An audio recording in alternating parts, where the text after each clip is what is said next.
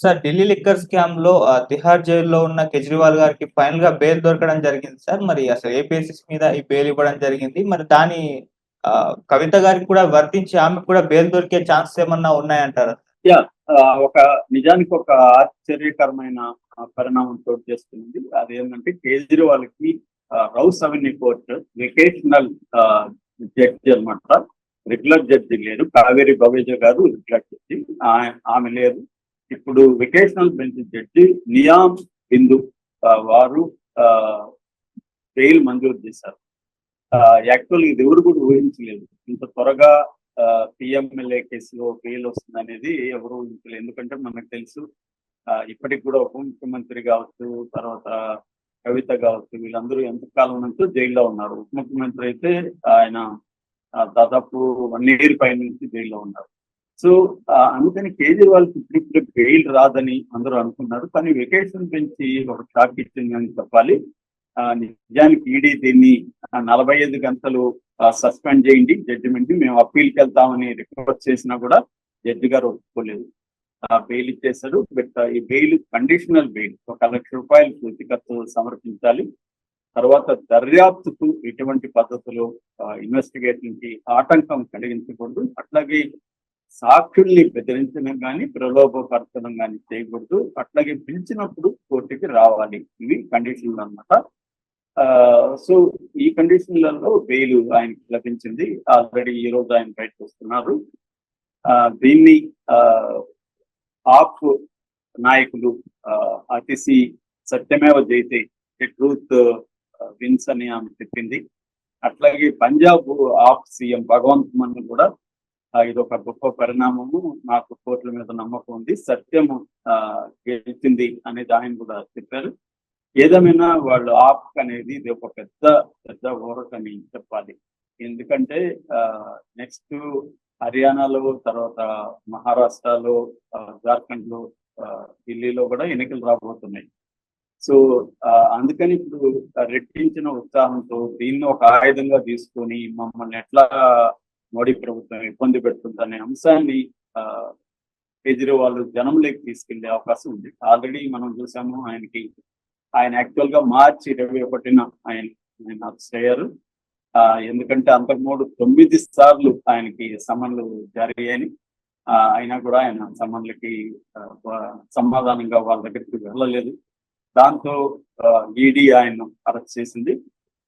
చేసి కోర్టుకి పెట్టింది. కోర్టు ఆయనకి రిమాండ్ ఇచ్చింది. యాక్చువల్ గా మొన్ననే వెన్స్డే July 3 వరకు రౌస్ని కోర్టు పొడిగింది. అయితే ఈ లోపల ఆయన బెయిల్ కూడా వచ్చింది. 2 రోజులు వాదనలు జరిగాయి. 2 రోజుల వాదనలు కేజ్రీవాల్ వాదనని జడ్జి గారు కన్విన్స్ అయినట్టుగా చూపిస్తుంది. ఎందుకంటే ఇందులో ఏ రకంగా కూడా క్రైమ్ ఆఫ్ ఫేస్ ఎవిడెన్స్ లేదు. నేను డబ్బులు తీసుకున్నట్టు ఎక్కడా కూడా వాళ్ళ దగ్గర ప్రూఫ్ లేదు. ఈ కేసు అసలు మద్యం కుంభకోణం జరిగినట్టే వాళ్ళ దగ్గర ఎక్కడా ప్రూఫ్ లేదు. ఇదంతా కూడా అప్రూవర్ల స్టేట్మెంట్లు తీసుకొని అప్రూవర్ని బెదిరించి బ్లాక్మెయిల్ చేసి వీళ్ళ దగ్గర అప్రూవల్ స్టేట్మెంట్ తీసుకోవడం, దాన్ని బేస్ చేసుకుని అరెస్ట్ చేయడం అనే పునాది మీద ఈ కేసు నిలుస్తున్నారు తప్ప ఇందులో కాంక్రీట్ గా క్రైమ్ ఆఫ్ కేసు ఎవిడెన్స్ ఏమీ లేదు. Trial of proceedings of crime అంటారు. ఈ క్రైమ్ వల్ల ఏం జరిగిందనేది అది ఎక్కడ వీళ్ళు ఎస్టాబ్లిష్ చేయలేదు అనేది కేజ్రీవాల్ తరఫున అడ్వకేట్స్ వాదనలు వినిపించారు. సో ఈ వాదనలకి కన్విన్స్ అయిన జడ్జి గారు బెయిల్ మంజూరు చేశారు. అయితే ఇది ఒక రకంగా మోడీ గవర్నమెంట్ కాకని చెప్పాలి. ఎందుకంటే ఇప్పుడిప్పుడే బెయిల్ రాకుండా ఇతను పర్మనెంట్ గా కూర్చోతా ఉంటున్నారు. కేజ్రీవాల్ ఇప్పటి వరకు సీఎం గా కూడా రిజైన్ చేయలేదు. జైలు ఉంటే ఆయన సీఎం గా ఫంక్షన్ అవుతున్నారు. ఆయన తరఫున ఇక్కడ అతిథిగా వస్తూ మిగతా ఆప్ నాయకులు పనిచేస్తున్నారు. ఈ మధ్యనే అతిథి కూడా మోడీకి ఒక అల్టిమేటం జారీ చేసింది. ఇక్కడ వాటర్ ప్రాబ్లం ఉంది, మీరు కానీ సాల్వ్ చేయకపోతే నేను నిరాహార కూర్చుంటానని. సో ఈ క్రమంలో ఇప్పుడు ఈయన వచ్చాడు. ఈయన ఖచ్చితంగా మోడీ ప్రభుత్వం మీద రెట్టించిన ఉత్సాహంతో పనిచేస్తాడు. రెండోది కూటమిలో కూడా తను ఒక దేశవ్యాప్తంగా జాతీయ నాయకుడిగా ఫోకస్ చేసుకోవడానికి కూడా కేజ్రీవాల్ ట్రై చేస్తాడు. ఎందుకంటే ఒక పక్క నేను ప్రధానమంత్రి రేసులో లేదని చెప్తూనే ఇంకోవైపు కేజ్రీవాల్ గ్యారంటీలు ఇలా చెప్పడం అనేది మింగుడు పడని విషయం కూటమిలో కూడా. ఏది ఏమైనా ఇప్పుడు ఆయన మోడీ ప్రభుత్వాన్ని కూలగొట్టడానికి కూడా ప్రయత్నించే అవకాశం ఉంది కేజ్రీవాల్. ఎందుకంటే ఎన్డీఏలో కొంతమందిని కానీ తన వైపు లాక్కోగలిగితే మోడీ ప్రభుత్వం కూలిపోతుంది. సో ఆ ప్రయత్నం కూడా కేజ్రీవాల్ చేయడానికి గ్యారంటీ లేదు. సో ఇది ఒక రకంగా మోడీకి ఇబ్బందికరమే. బట్ ఈడీ గానీ అప్పీల్కి వెళ్తే, హైకోర్టుకో సుప్రీంకోర్టుకి వెళ్తే ఆ కోర్టు ఎలా బిహేవ్ చేయొచ్చు అనేది చూడాలి. ఆల్రెడీ సుప్రీంకోర్టు కేజ్రీవాల్ కి అనుకూలంగా May 10th ఒక మధ్యంతర బెయిల్ ఇచ్చింది, మనకు తెలుసు అది. సో జూన్ వరకు ఎలక్షన్లలో పాల్గొనచ్చు. ఎందుకంటే ఎలక్షన్ అనేవి లైవ్ ఫోర్స్ డెమోక్రసీకి. అటువంటి ఎలక్షన్ల టైంలో జాతీయ పార్టీ నాయకుని జైల్లో బంధించి ఫ్రీ అండ్ ఫెయిర్ ఎలక్షన్స్ లేకుండా చేయడం కరెక్ట్ కాదని సుప్రీంకోర్టు నమ్మి దాన్ని ఇచ్చింది. బట్ ఆయన ఇంకొక 7 రోజులు హెల్త్ గ్రౌండ్స్ లో పొడిగించుకుంటే కూడా సుప్రీంకోర్టు స్ట్రిక్ట్ గా నో చెప్పింది. ఆయన సరెండర్ అయిపోమని, ఆయన కూడా సరెండర్ అయిపోయి June 2nd జైలుకి వెళ్ళారు. సో ఇప్పుడు కేజ్రీవాల్ మోడీ క్యాంటీన్ గట్టిగా పనిచేసే అవకాశం ఉంది. సో మోడీకి అయితే ఇదంతా ఈజీ పరిస్థితి అయితే కాదు, ఖచ్చితంగా ఇబ్బందికరంగానే ఉంటది. ఈ గవర్నమెంట్ ఎప్పుడు కూలిపోతుందా అని చాలా మంది అయితే అంటున్నారు. అది కూలిపోయే పరిస్థితి ఎప్పుడు ఉంటదంటే చంద్రబాబు గాని లేకపోతే నితీష్ కుమార్ గాని బయటకు రావడం, ఇంకొంతమందిని లాక్కలిగితే, ఎందుకంటే చిన్న చిన్న పార్టీలు ఉన్నాయి, మోడీ ప్రభుత్వానికి ఇబ్బంది అవ్వచ్చు. రెండవది, ఒకవేళ మోడీ ప్రభుత్వం కూలిపోయే పరిస్థితి కానీ వస్తే ఆర్ఎస్ఎస్ మోడీని తీసేసి నితిన్ గడ్కరీ లాంటి వాళ్ళని PM గా పెట్టే అవకాశం కూడా ఉందని కూడా అంటున్నారు. ఎందుకంటే మోడీకి కొయిలేషన్ పాలిటిక్స్ అలవాటు లేదు, ఆయన అంత తొందరగా మారడు.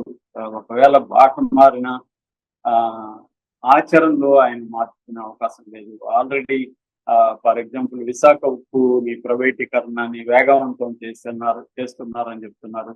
అది ఖచ్చితంగా ఇటు పవన్ కళ్యాణ్కి, చంద్రబాబుకి ఇబ్బందికరమైన పరిస్థితి.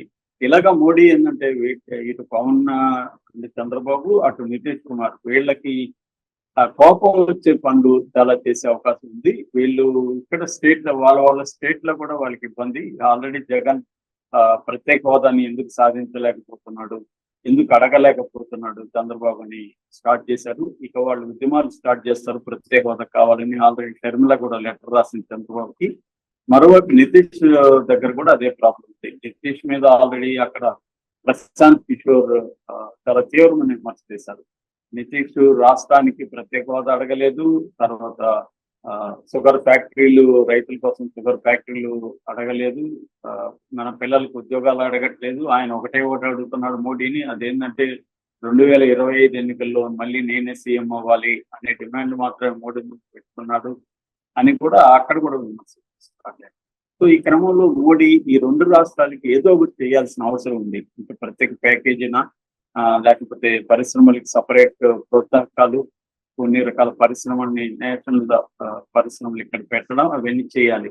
అది ఇప్పటి వరకు చేస్తున్నట్టుగా కానీ ఏ రకమైన హామీలు ఇవ్వడం కానీ చేయలేదు. మొన్న అమరావతి వచ్చిపోయిన మోడీ చేతులు పట్టుకొని చేతులు పైకి లేపి గాల్లో ఊపేసి వెళ్ళిపోయాడు తప్ప ఒక హామీ కూడా నేను ఈ రాష్ట్రానికి చేయబోతున్నాను, మాది డబుల్ ఇంజిన్ సర్కారు, ఈ రాష్ట్రానికి చేయబోతున్నాను అని హామీ ఇవ్వలేదు.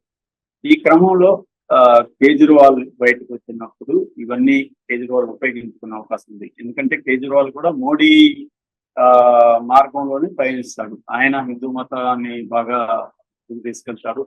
ఆయనకి వ్యక్తిగతంగా మిస్టర్ క్లీన్ అనే ఇమేజ్ ఉంది. ఆయన ఎక్కడ అవినీతి ఇప్పటి వరకు ప్రూవ్ కాలేదు.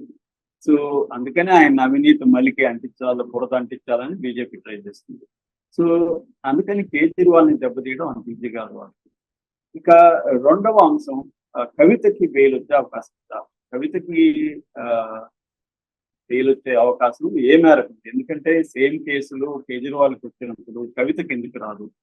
కవితకు కూడా దీనివల్ల కొంత హోప్ వచ్చినట్టుగా మనం అర్థం చేసుకోవచ్చు.